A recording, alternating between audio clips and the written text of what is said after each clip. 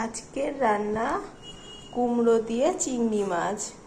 এখানে রাখা হচ্ছে আলু, ঝিঙে, মিষ্টি কুমড়ো, লঙ্কা আর ভেজে রাখা চিংড়ি মাছ। আর কড়াইতে দেয়া হয়েছে সর্ষের তেল।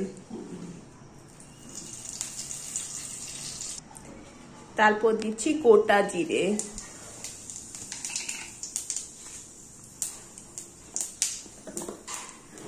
তারপর দিচ্ছি আলু,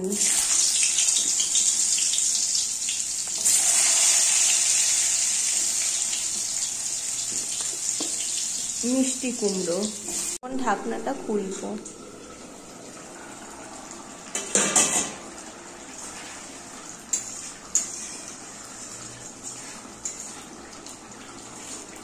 এরপর জল দেব।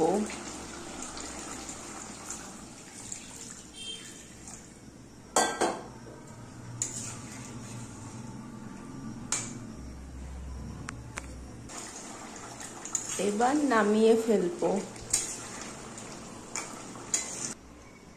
আমাদের পরিবেশন করা হয়ে গেছে আজকের রান্না কুমড়ো দিয়ে চিংড়ি মাছ। ভালো লাগলে চ্যানেলটি লাইক করে সাবস্ক্রাইব করে দেবেন। ভালো থাকুন, সুস্থ থাকুন।